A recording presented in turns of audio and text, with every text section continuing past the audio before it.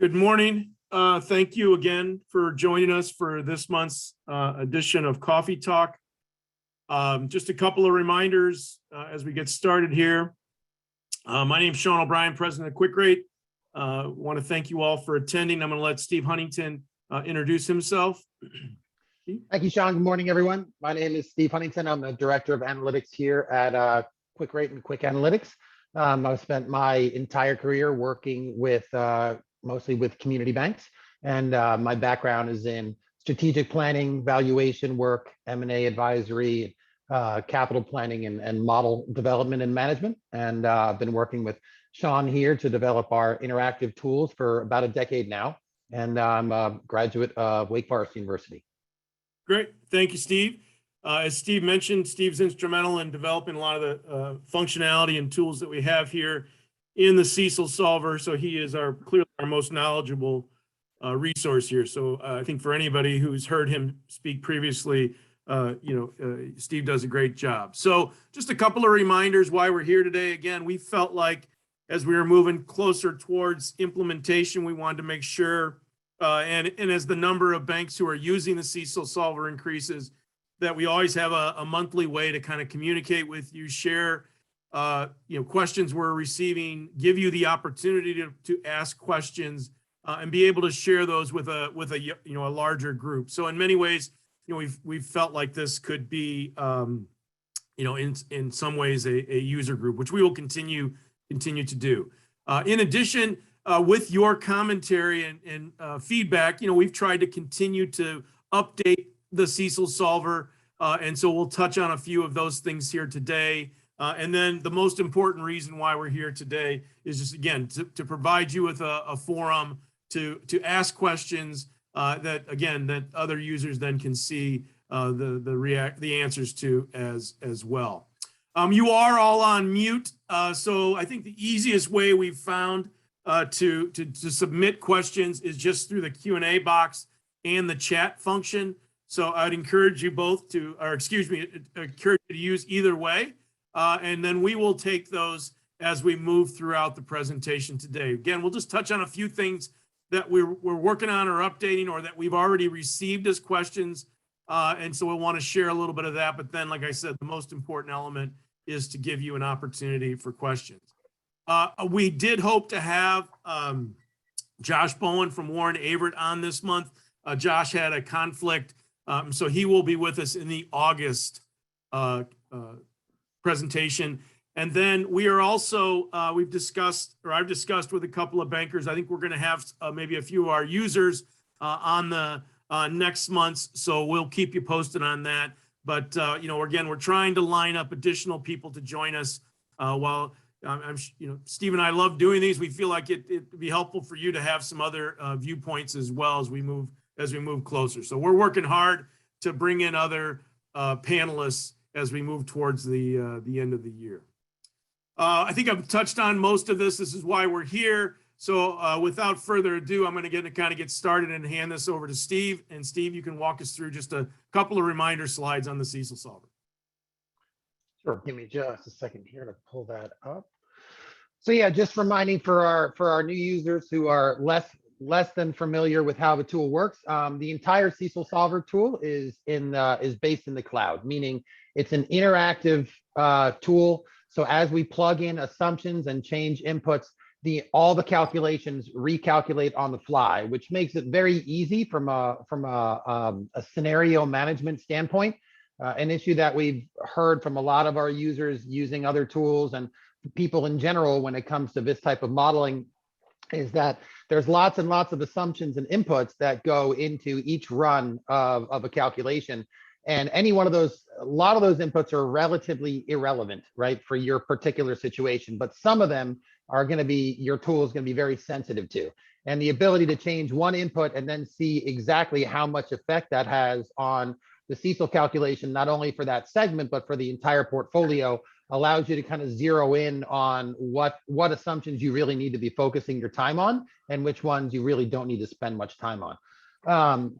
We utilize the weighted average remaining maturity or the WARM methodology. We have some elements of some other methodologies in there as well, but it's heavily based on the warm method. Certainly one of the more straightforward methodologies that's been vetted and approved for community banks to use for CECL purposes by FASB and the FDIC. One of the first, obviously, because it's called the warm method, it's driven very much by those weighted average remaining maturity calculations.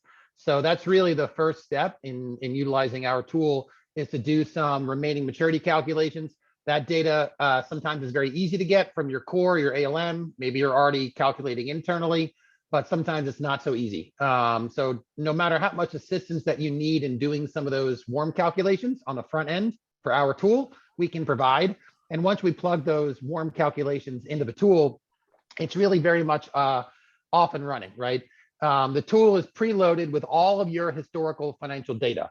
Because we start by default with the segmentation we can get off of everybody's call reports, we have a full history of your charge-offs, recoveries, past dues, and balances by segment, going all the way back pretty much to the beginning of time. And so it's a huge time saver when you first pull up the tool to pretty much, before you even change anything, you instantaneously have an entire picture of your loss history by segment, and not just yours, but also your peers. What we found is that, in the relatively benign asset quality environment that we've been in as a country for a while now, almost everyone on this call probably has at least a couple segments that have had almost no loss experience over a reasonable look back period. And the challenge then becomes coming up with a qualitative factor adjustment, or finding a way to justify having a reserve for a segment that you simply haven't seen losses in an extended period of time. We know we need to find those, we need to make an assumption about losses, but using our own history in a vacuum becomes very challenging to justify what that amount is. So the ability to look outside your four walls to the environment around you, right, to your peers, and say, hey, we haven't had any losses on mortgage loans in a decade, but let's look at all the other community banks in our neck of the woods, right? Build a custom peer group and look at all of the mortgage loans in our market and see how they've performed over the last few years, no matter whether they're coming from us or from one of our peers.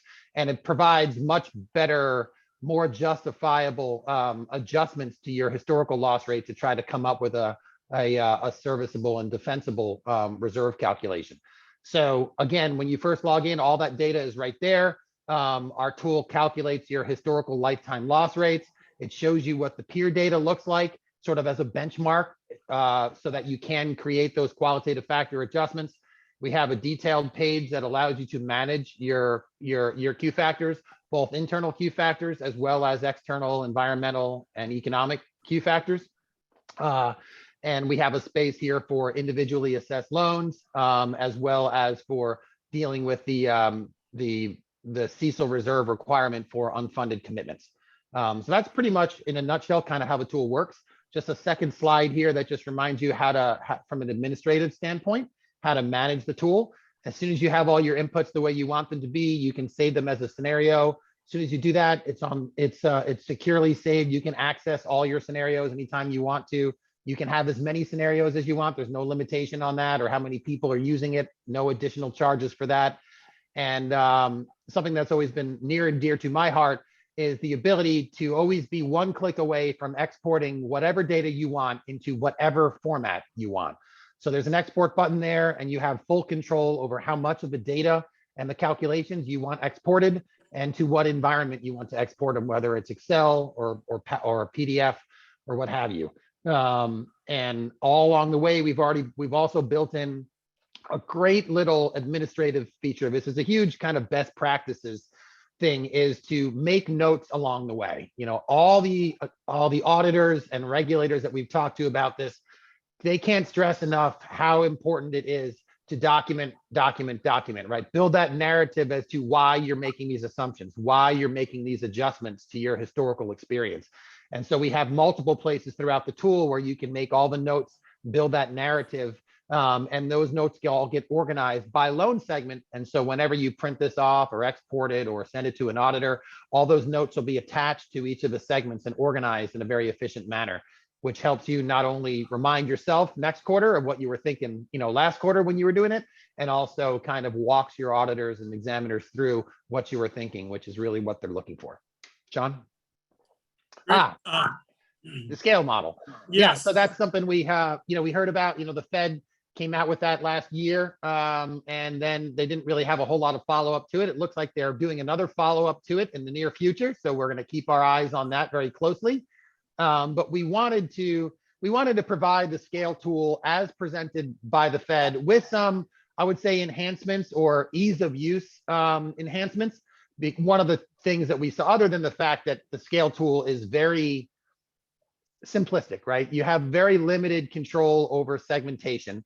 And the entire methodology is based around what larger banks are doing for their reserve by segment with that new Schedule RIC disaggregated reserve stuff that's on the call reports for big banks, and then modifying, kind of working your way back to how you think you might be different from your peers. So it's a little backwards-ish in its steps, but it certainly can be used.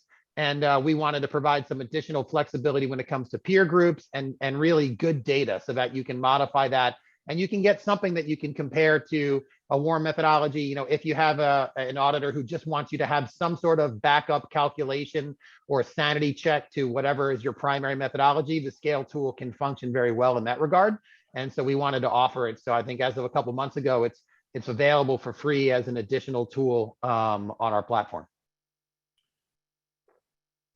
And this is just some of the data that goes into that, right?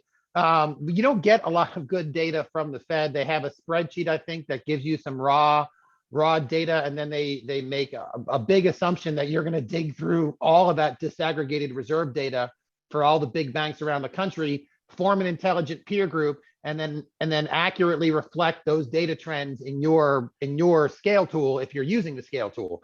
That's a lot of ifs, right? And so we wanted to present the data that they're using for this in a more logical manner that you can really follow and see those trends. So this is some of that data that you have available for you on our platform that can really help you get a feel for what some of your larger peers are doing from an ACL standpoint in specific segments of the portfolio. Again, we don't have a lot of segmentation. We just got 6 or 7 segments total. So it's somewhat limited, but it's a lot better than nothing. Yeah, and I would just add here, Steve, real quick, 2 things. One, this information can be located on your My Bank page in the asset quality section, or the credit section in QwickAnalytics. And then secondly, as Steve touched on, right, while there's only the 6 pools that the Fed used in the scale tool, it does acknowledge a couple of things. One, how difficult the Fed recognized it is for community banks to just kind of address Q factors. And their idea in the scale tool was to use these $1 to $10 billion banks who are currently already filing CECL as a proxy. So I think, from our perspective, we took a couple of positives from this. One, they recognized the challenge in doing Q factors and tried to provide a way to banks to get around that. Now, while it's not ideal, it does give you some data points on where these banks are seeing their allowance, and the Fed's thinking was you can kind of piggyback on what they're doing. For us, again, the positives we take is the utilization of peer data, and the second thing is don't try to go too down a big rabbit hole with Q factors. So I just wanted to add that, Steve. Sure.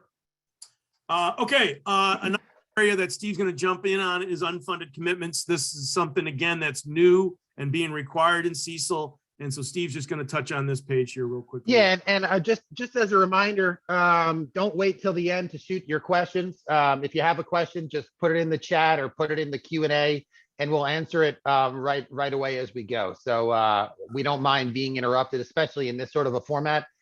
We welcome and kind of want you to ask whatever on your mind, whether publicly or secretly. All right, so unfunded commitments. I like to preface this by saying this is not something that you should spend weeks pulling your hair out about. It's typically a very small piece of the puzzle, the overall CECL puzzle, from a dollar standpoint. However, And it's not wholly new either. There's always been a line item on your call reports, not in the reserve, but in the other liabilities section, which asks you to do, if you want to do some sort of calculation on allowance for off-balance sheet credit exposures. That being said, the vast majority of community banks around the country, even those that have a small amount of off-balance sheet credit exposures, simply have always put 0 here on their call reports. And so now under CECL, there's a little bit of a renewed emphasis on doing this properly in the call reports. I don't think we'll be able to get away with kind of ignoring it anymore. And so we wanted to provide a little module here right within our tool that can help get you started. So the basic concept here is that FASB wanted to make sure that in addition to your loan portfolio of existing loans, we were capturing any potential losses you might have on commitments that you have that are not yet funded, and do the same types of lifetime calculations. So we have to kind of organize our total unfunded commitments, right, into as much segmentation as makes sense. We need to strip out or net out any amounts that are what they call unconditionally cancelable. Now, there's multiple definitions of unconditionally cancelable, and I believe there's some subjectivity in the definition as well, of course, which doesn't make it easier. However, unconditionally cancelable pretty much means, any credit card lines, unused credit card lines are pretty much the definition of unconditionally cancelable. If you can freeze that account or freeze additional remaining unused credit without jumping through a bunch of legal and regulatory hoops, then it's probably meets the definition of unconditionally cancelable. So credit card lines, HELOCs, sometimes. HELOCs, I would say maybe 50, 75% of the time would meet the definition of unconditionally cancelable. You would have to have your legal team kind of take a look at how you write those contracts to see if they meet it. And it's an important thing to do because all those ones that meet the definition, we can completely net out of this and we don't have to worry about from a CECL perspective. Whatever's left over after we back out the unconditionally cancelable amounts is what they call your net unfunded commitments. These are the balances that we have to sort of estimate if they're going to get funded, how much is going to get funded, what kind of losses we might have on that loan were it to be funded, right? And so these are the steps in calculating a CECL reserve for your unfunded commitment. Estimated probability of funding. It's one of those topics that's very similar to prepayment speeds, right? There's a lot of historical data you can get very deep into the weeds for, spend a huge amount of time trying to calculate historical studies of likelihood of funding for these types of commitments. And then you're still only halfway there because they're not asking you for a historical study. They're asking you for your projections of future performance. And so our suggestion typically is, we did about as much research as we could to get some industry standards or some sort of feedback from FASB and the FDIC regarding probability of funding default values to kind of start with. And while they didn't give us a whole lot to go on, we kind of are able to use the FDIC's own studies. I wouldn't say against them. That's not totally fair. But deep in the bowels of Schedule RCR Part 2, right, when they're calculating risk-based capital, the FDIC did some historical studies on what they call CCFs, credit conversion factors, which is pretty much kind of their calculation or estimate of like probability of funding, right? An unfunded commitment within a specific period of time. So we kind of start with some of those values from that study as our default, and then allow you, of course, to customize it if you have the time and ability to get some more detailed estimates on probability of funding. But if you don't have that data, don't worry about it. Most people don't. This is a good place to start. Then we have to kind of estimate the length of the remaining commitments. And then finally, if those commitments were to get funded and become loans, what type of losses might we see? Now, luckily, we've just finished an entire study of your actual loan portfolio and what type of losses you expect to see in it. So we have obviously some excellent default values there. So we kind of walk you through the math as to how to calculate it. It's very hypothetical in nature, just like the slide says, because they're literally asking you to try to estimate potential long-term future losses on loans that don't even exist yet, right? So once you get those values, it'll be some relatively small value, most likely, in the grand scheme of things. And that would have to be reflected in your ACL. There'll be a line item right there for ACL for unfunded commitments. I think they're going to move it in the call report to be next to or below the ACL for loans, as opposed to, I'm not sure if they're going to keep it in the other liabilities section next year. But that's kind of the long and short of how to do that. Next slide. Yeah, we'll take a couple of questions, Steve. So Sure. one of the questions came in was regarding, as you can see here, we're $1.5 billion bank. Do you think the regulator's okay using your model or something more versus something more complex? Naturally, our answer is yes, it's appropriate. The thing we cannot see or determine is the regulator who walks in your door. So we have banks who are your size, who are currently utilizing the solution. I think a lot of it depends on your relationship with your examiner and your previous credit experience. They have not said, that it's not appropriate, but it is. I mean, that's just the subjectivity of the regulators. Our belief is yes, it is. But we're happy to speak with your regulators if necessary. But a little bit of a difficult question to answer with certainty. But our position is yes. The regulators have not indicated anything that the WARM methodology, there's a size restriction on it. The scale tool now, however, the Fed did say was for only banks $1 billion and under, but that was the scale tool alone. So just that piece. Steve, anything you want to add there before I take? Yeah. Hi, Brian. Long time no speak. Good to see you joining us today. There are banks that are up to over $3 billion in loan portfolio that are using our tool. So probably once your loan portfolio is getting over that $5 billion mark, then you're probably going to need some more complex modeling. But even at that point, we kind of look at it in a similar way as have the regulators we've talked to as credit stress testing. So if you've had a specific issue with a segment of your portfolio historically, and they want to see more detail there, you still want to start with a holistic approach, right? Starting with our CECLSolver as kind of a portfolio-based holistic approach to CECL, and then doing a deeper dive to some loan level data if and when necessary is a hybrid approach for some larger institutions, or even it could be $100 million bank that just had some significant issues with their construction and land development loans back in 2014 and 15. And maybe they've been clean for 7 years now, but they had some issues there and they still have a lot of exposure. An approach like ours is totally appropriate. They still might ask for some ancillary information or a separate, study just on that one particular segment, which, by the way, is something we can help you guys out with as well. We have a different suite of tools that are loan level internal based approach using other methodologies, but our tool does scale very well with size into the billions for sure. We have lots of banks at that size and larger using it. But again, it really depends on your specific scenario. I'm sorry, poor choice of words. Your specific loan portfolio, the issues you've had in the past, and to some extent, what side of the bed your examiner woke up on. Exactly. Thanks, Steve. Again, the next question: what are most banks using for a starting point in the analysis? Are banks starting in 2008 to capture the economic cycle? So, our tool does historically capture all your call report information back to 2008.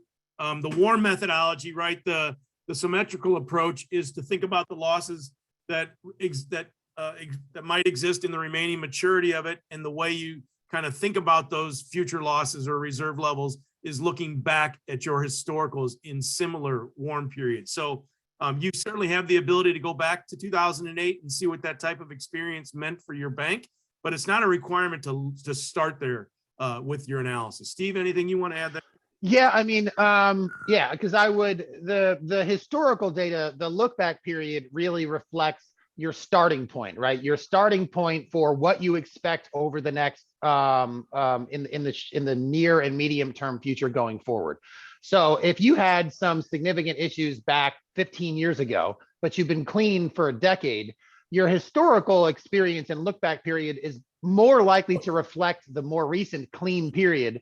And if you want to take into account some extremely dated information because you think that type of an economy is likely to rear its ugly head again, that's the perfect reason for a qualitative factor adjustment. So I think in that situation, it's less about extending look back periods too far into the future and more about making a qualitative factor adjustment for an environment going forward that is not like we've seen in the recent past. Great. But I think, and just to follow up what Steve said, you know, at least you have the ability to kind of see your range of losses over that period of time. The next question is, what about inclusion of overdraft protection? So again, you know, you can code out or carve out beyond the specific call report codes that we have, right? So you can add additional pools if you want to separate out, for instance, overdraft protection, or perhaps you want to separate out your SBA or other type of, you know, guaranteed loan. So you have the ability to move beyond the pools that we have. Again, it really drives back to your specific makeup of the portfolio at the bank. So we can assist you and talk you through how you would do that. Obviously, that's going to have a very short-term warm, but yeah, you can certainly address that. Steve, any comments? Yeah, and it's not unaddressed in our tool. You know, an overdraft protection loan is on your call reports a loan. So all that data is in your call report in the appropriate segment there. And so our tool does take into account historical balances and losses on your overdraft protection loans. It's just, and what Sean was alluding to is, if you want to segment out the overdraft specifically and separately from any other, you know, unsecured consumer loan type thing as its own pool. And that opens up obviously a relatively large potential can of worms as to, you can segment, you know, until the cows come home, but there is very real risk in over segmentation. You Steve, can, yes. Steve, pause. Celeste followed up. She was asking it specifically related to the unfunded commitments and whether it's unconditionally cancelable. I was getting all excited to talk about loan segmentation and over segmentation because it's a double-edged sword, but I'll stop. I'll answer the question at hand. Yes, is it unconditionally canceled? I would say the overdraft protection loans are almost always unconditionally cancelable because it's simply a checking account, right? That has that privilege. And almost always in your contractual language, does it say that the bank or the customer, well, the customer can cancel the account and the bank can cancel that privilege or the account or freeze the entire checking account. So yes, I would say pretty reliably, they'll be considered unconditionally cancelable. Yes, great. Thanks, Celeste. Clarification. Steve and I can sometimes go off a little bit on it. We can, we're talkers, we're talkers. All right. So Steve, I don't know if you kind of alluded to this information we got from the FDIC that we've included. Yeah, I just wanted to point people towards the footnotes. They're easy to overlook sometimes, but this is just a snapshot from right on the bottom of our unfunded commitment module in our tool. These are the footnotes that are right there on the tool for you to read. I just wanted to zoom in literally on them a little bit. This describes what those credit conversion factors are from the FDIC, from, you know, Schedule RCR Part 2, and the FDIC kind of split out different types of unfunded commitments like financial standby letters of credit, performance standby, commercial lines of credit, other unused commitments that have a shorter maturity or a larger maturity or longer maturity, and what those different credit conversion factors are. So since we don't really split out your unfunded commitments by maturity length, because that's not something that you can really do in the call reports, we kind of take a hybrid approach of those different maturities to give you a good starting point. So there's documentation around why we've made the assumptions or the defaults. I don't want to say assumptions, but the default values that are in there. And if you want to go beyond that and customize them, you're certainly willing or able to do so using the tool. But just wanted to kind of point that out. If you have questions about the unfunded commitments table, start by reading the footnotes. Great. Thanks, Steve. One more follow-up question to unfunded commitments. Are approved pipeline loans typically included in the unfunded commitment totals? I would say they're probably not, but I think it all depends on your obligation to extend that credit and whether it is, you know, um, um, yeah, I mean, what liability you have there, what if you unconditional, or if you conditionally simply have to extend that credit, and don't have the ability to remove that, going forward, then it would be, otherwise it wouldn't.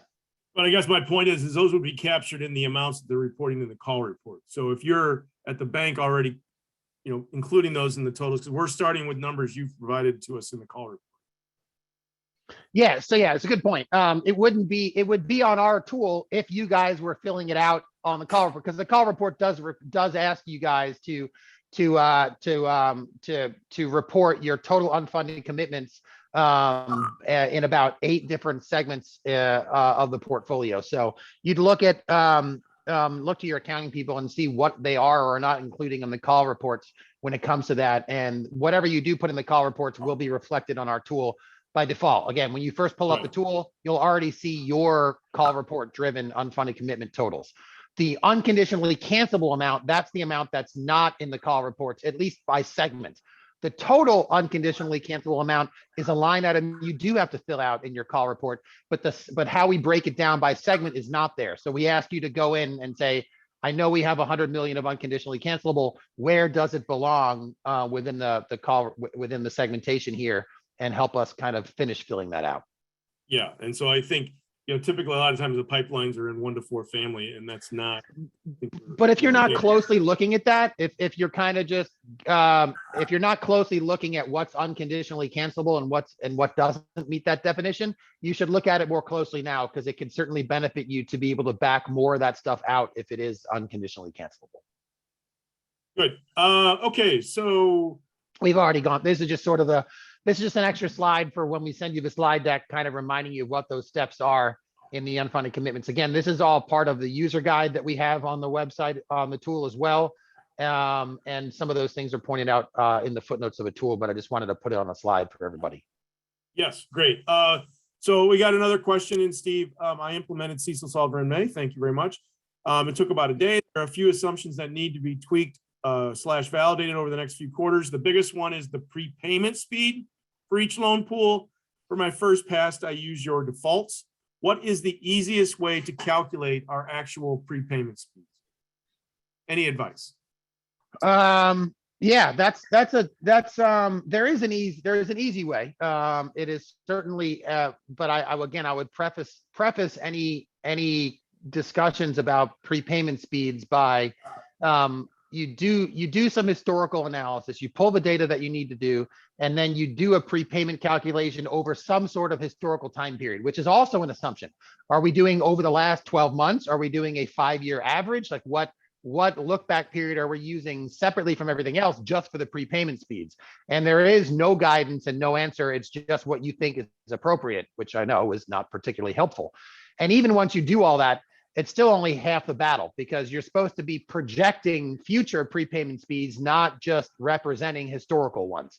But all that being said, we do have a warm estimator tool. I think this might be a second for me to share that. Sean, if you can, I'm going to share my browser for just a second. Yeah. Oh, here we go. Hold on. And there it is. Let me know when that pops up. I can see it. Excellent. So again, I pulled up our, it's a live interactive version of our tool. And I'm going to go down to the bottom here. We have what we call a warm estimator tool. Because those warm calculations are based upon your loan level segmented data, it's not something we can get directly from the call reports, but we wanted to help everybody out. So we provide an Excel-based template showing you how to do the warm calculations if you're doing it internally, if you can't get any satisfaction from your core in doing the calculations.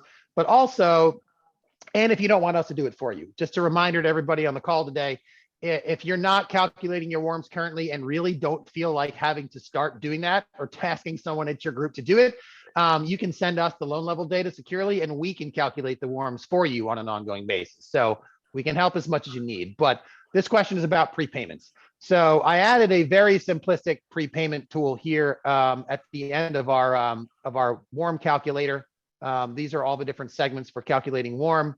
And hold on a second, I might not have, you know what? I didn't I didn't stick it in here yet. It's something that, sorry for that.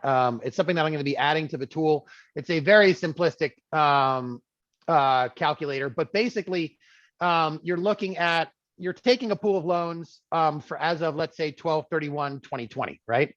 What their current balances are as of a year ago.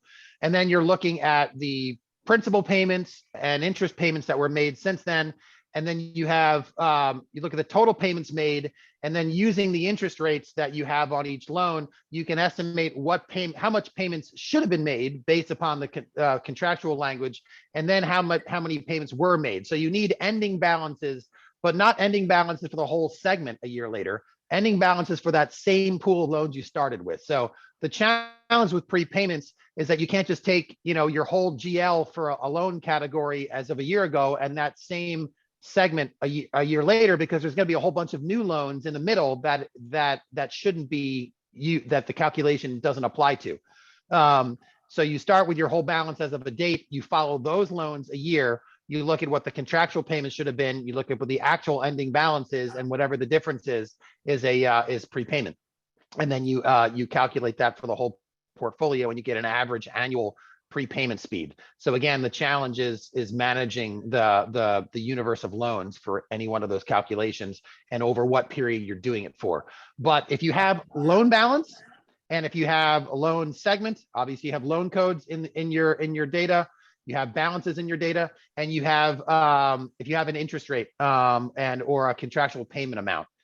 With that information, so it's not a large amount of data that you need to do it. It's really just being able to track those data points for a specific set of loans over time. That's where the challenge is in doing it.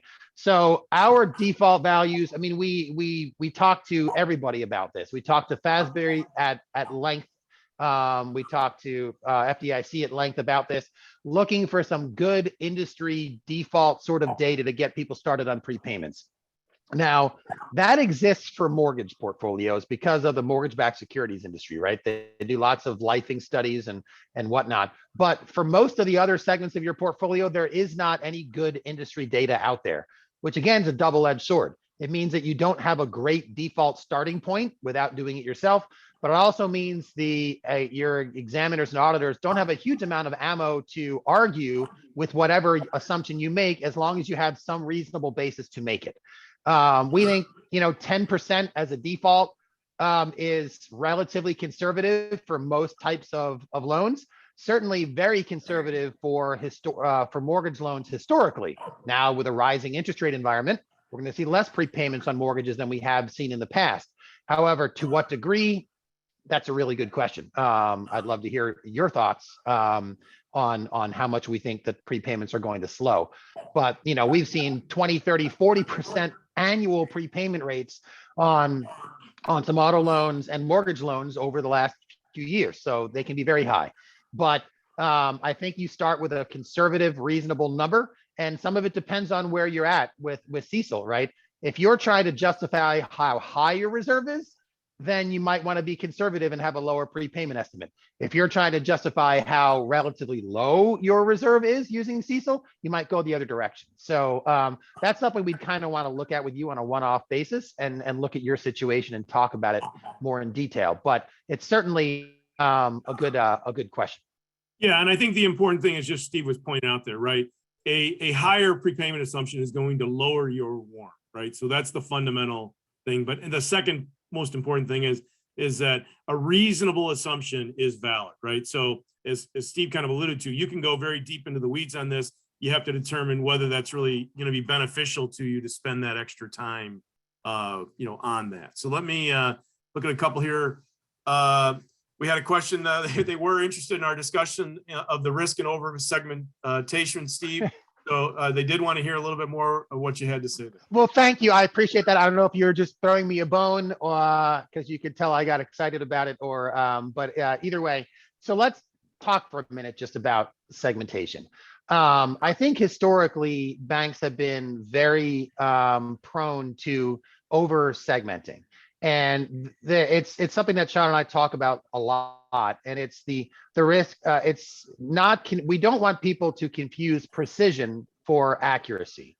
And what that means in this context is if you have 75, if you take your portfolio and slice and dice it into 75 buckets, it's very precise, right? You've spent a lot of time making sure every single loan in that bucket has identical risk characteristics to every other loan, and you have a huge amount of buckets. And the problem with that is that the more detailed you go, the less sample size you have, right? There's going to be natural variability within your portfolio. You have a handful of loans that are going to cause the majority of your problems. The more you slice and dice, the smaller your sample size becomes. And then you'll find lots and lots and lots more segments that have no loss experience, right? Where you just don't have any good historical, I mean good, you know how I mean good here, detailed historical data on actual loss experience. So then you're really going to want to go outside your four walls and look for more environmental cues, right? More peer cues as to what sort of losses to expect here going forward. The problem is once you've gone that detailed, there won't be anything comparable. There's not going to be any publicly available peer data on these really specific, really custom internal segments that you've created. So at a time when you need more external data, you're going to have much less. So although you become more precise about your segmentation, you actually have less to go on in your calculations. And so we think boiling it down to the number of buckets that you need to truly have similar risk characteristics all pooled together. There is very real value in having a large pool because you have, again, a lot larger sample size internally, and you have more comparable peer data and economic data to help reflect those qualitative factor adjustments. So it's a really good question, and we see people struggle with this all the time. And and it's also a lot more work. Obviously, the more segmentation, the more work you have to do. So until you're told that your segmentation is inadequate, we err on the side of larger segments that have larger pools and more data to go off of. Thanks, Steve. Thank you, Cindy, for the note. Going back to the question on prepayment speeds, their ALM model may have this information as well they could use. So that's a very good point. So regarding the prepayment speed. So Cindy, thank you for sharing that with us. The next comment or question, Steve, if our bank's portfolio is drastically different than 2008, would it make sense to only look back for historical analysis to a date when the bank's balance sheet first started looking similar? Sure. And our tool sort of already does that. I don't know how much we know if you've seen the tool in action for the particular question asker, but we go back in time, or we have our look back periods matched to the WARM. So instead of arbitrarily saying we're going to use a 13-year look back period, which would include 2008 data for every segment of your portfolio, we're only looking back in time as far as we need to get a feel for how those loans perform over a lifetime. So are we looking back to 2008 data for construction loan performance recently? No, we're not. Are we looking back to 2009 or 10 for mortgage loans? Quite possibly, or at least more likely. So I think the question more becomes, if you have if your portfolio looks very different now than even it did a few years ago, then I would say less, instead of worrying about the look back period, put more emphasis on the peer data, right? If your experience from 12 years ago is not really relevant because you have a different bank and a different portfolio and a different business model, then look to your peers that do have a similar business model and look at what their losses they had. So you have total control over how much you want to take into account peer experience. In your situation, I would say you might reflect the peer experience more heavily in your Q factors if your historical data is less relevant to your current situation. So yeah, and that's a question we get from, not that there's a whole lot of de novos out there in the world, but there are de novos out there in the world. And some of them don't have any experience beyond 5 years ago. And so the peer data becomes pretty much their entire CECL calculation is based not on their history, but on their peers' history. So there's lots of situations where that peer data is really totally critical in getting an accurate and defensible CECL calculation. Thank you, Steve. One question, Barry Kennedy had submitted this to me earlier in the week, so I wanted to make sure we didn't miss it. Thank you, Barry, for sending it. One of the hot topics being discussed in many CECL forums revolves around validation of the model. So we have in our resources tab our SOC 1 here. I was actually speaking to this yesterday at a CFO conference for the Texas Bankers Association with an accounting firm there. And again, our CECLSolver isn't in, and this is something we discussed with our auditors. Do you want to pull up the resources tab, or you want me to pull up the resources yeah, tab? pull that up, Steve. Yeah, well, all right, give me just a second. thank you. Ours is not really a model, right? Because there's not really assumptions. And so what the auditors suggested we did for our tool was do a SOC 1, where they validate and review our controls in ensuring we're calculating the data, aggregating the data, working with the data properly. Because again, in like an interest rate risk model, you're making assumptions that need to be validated. In the CECLSolver, we're looking back at historical actual numbers, and then we are performing calculations on those. So the best fit for the validation from our auditors was to do a SOC 1 is in what Steve, oops, I'm sorry, I forgot to stop. Yeah, sorry, let me share my screen there. Thank you. It's going to show you. And so we have that in our resources tab that you can see. So if you go up into the CECL's resources tab, there is a SOC 1 report there that you can click on and that we will continue to do. But this was what the recommendation was for us to based on what our tool actually is to perform. And so that's what they've done. It's there.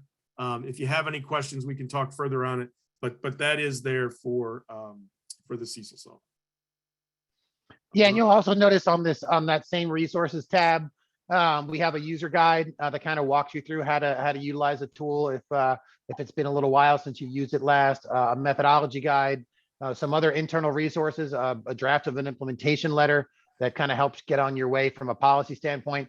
We're working with some groups to kind of give some draft policy language that you can actually use if you're working on your policy language later on this year for CECL. We'll be able to help with that as well. And then another link to that WARM estimator tool. That's just an Excel-based tool that you guys can download and use and have at it for helping you calculate the WARMs.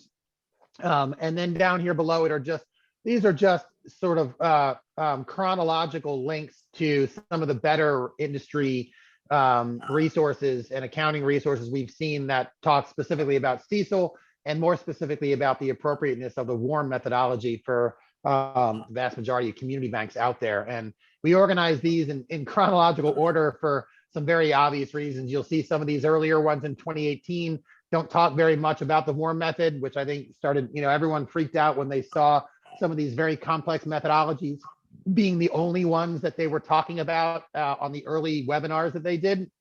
And so lots of community banks saw that and just stuck their head in the sand and say, I hope I retire before this hits the fan. And then it took them another year and a half up until 2019 to really start talking about the WARM method. And then FASB came back out and presented more specifically on the WARM methodology, knowing that community banks needed something, I wouldn't call it an easy button, but something a lot more straightforward and less overly complex that matched the size and complexity of loan portfolios of 4,500 of the 5,000 banks out there in the United States. So great. Yeah. Thanks, Steve. And again, thanks, Barry, for submitting that. One follow-up question, Steve, to the earlier one. Sure. And just a question just came in, is this being recorded? Everybody will receive probably on Monday a copy of the slides we used today and a link to the recording. I apologize, I forgot to share that at the top of the broadcast. The follow-up question is, I've always been taught that more data is better than less when hoping to understand performance of any data set. I understand limiting the look-back period to only include data that resembles today's portfolio, but I don't follow the logic of matching the look-back period to the WARM. Can you discuss the intuition here? So I think it's really at the heart of the WARM, Steve, if you want to start there and I'll follow up. Yeah, so when looking at the methodologies that were presented by FASB and then echoed by the FDIC and looking at a lot of the different versions of those methodologies that were being offered by different accounting firms and auditing firms and consulting firms around the country, when we did a large analysis of all that when we started designing and building our tool, And then certainly after we started building our tool, we didn't do it in a vacuum. We shared our tool and got lots of feedback from FASB and the FDIC on our assumptions. One of those being what we're talking about right now. And we typically see that look back periods from other methodologies are arbitrary, meaning that they simply say, we're just going to use 5 years, or we're going to use 7 years or 10 years. And while there was no real justification or defense for why you're choosing that particular look back period. And so after thinking about it more and discussing it with the powers that be, CECL at its heart is asking you to estimate losses over the remaining lives of the assets. So it made sense intuitively to us that for segments of the portfolio that have a longer average life, we're going to want to look at a larger swath of history to see how that portfolio performs over a lifetime. Whereas for segments that have much shorter durations and lives, that we don't have to look quite as far back to get a feel for a lifetime of performance.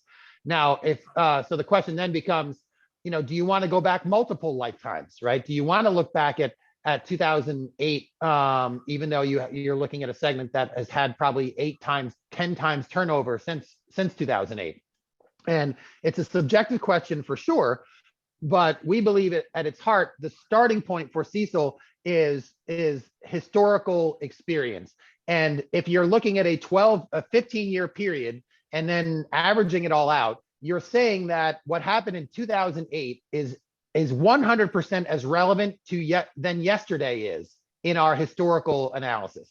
And we just don't believe that intuitively to be true. We think your experience over the last 2 years is much more close to what's going to happen over the next 2 years by default than what happened 14 years ago. If you do think, especially if you're trying to capture what the current environment is, the current environment is not 2008. If you believe 2008 is to recur, that is the basis of a qualitative factor adjustment. That's how we expect current and future conditions to be different from what we've experienced in a reasonable historical time frame. So while you certainly could say, I want to take a 15-year, I want to look back 15 years for the whole portfolio, and then that's my baseline. That's certainly, there's lots of methodologies that do just that. But then you have to think about your qualitative factor adjustments differently. You shouldn't be making adjustments based upon, the economy getting worse if you're already taking into account the economy being bad 15 years ago in your historical analysis. Then you're not adjusting for that in the future because it's already part of that. So we think a more straightforward approach is to look at that, is to put much more emphasis on the recent past in part A, and then in part B, where you're making adjustments to that, you make, if depending on how strongly you feel about the future of the economic environment, that's when you make those adjustments there. But there is no perfect answer to that. FASB and the FDIC saw lots of merit in our approach to matching look back periods by segment to the WARMs, but they certainly also look at long look back periods that are arbitrarily long for the whole portfolio as an alternative to it. Yeah, and so I think that's just following what Steve said, right? We felt like it was important to give you the ability to see that historical context, but not necessarily, have that as your primary point of view. So, all right, so we're getting close here to the end. Certainly want to thank everybody for today's attendance. We will, again, continue to have these. We didn't get through all of our slides again today, so you'll see those in the follow-up email that will probably go out on Monday. If you have questions in the interim, you can certainly reach out to us. If you are new to Coffee Talks, you can certainly schedule a time to walk through your data. And if there's any topics, yes, the question or chat just came in, are banks able to test drive the product? Yes, we can demo the data from your bank, and then certainly provide you some time to take a look at it. So we're happy to do that. Again, I hope we found it helpful. We'll try to, again, get some more panelists on the line and continue to help all of you work towards the transition for CECL. Steve, any final comments? No, and I think we have I know your slide deck isn't up right now on the screen, Sean, but We have the next coffee talk for next month already on the calendar. Please go ahead and register for it. Even if you know you can't make it, go ahead and register for it. That way you'll automatically get an email with a recording of the entire presentation and conversation so that you can, refer to it at a later date. You don't have to send us an email saying, hey, I couldn't make it, send it to me. You'll get it automatically as long as you register for next month. So that is what, so June 27th. And so I just put them up. So we have a webinar at the end of the month on June 27th, and our next coffee talk is July 15th. So June 27th will be a walkthrough of the entire tool, for obviously not with your bank's data, but with a sample bank's data. So you'll get to see exactly how the tool works. It's all interactive and online, so you'll get a good feel for it then. And then our next coffee talk is next month. And anytime you just want to, to call us up and schedule a time to look over the tool using your data, which is, the best way to do it, right? Because everyone's situation is different. Your loan portfolio has its own little unique quirks, and seeing your data on there really helps you start thinking about what you're going to need to do and what you're not going to need to do to get ready for CECL here. Great. Well, again, thank you everybody so much. I hope today's presentation was helpful. As Steve touched on, join us again the next couple of dates here, June 27th and July 15th. Submit any questions in the interim. Email us to schedule a demo to talk through your information. We hope you all have a great weekend, and we will look forward to hearing and seeing everybody again next month. So on behalf of Steve, have a great weekend, and we will talk to you soon. Thanks so much. Thanks, everybody.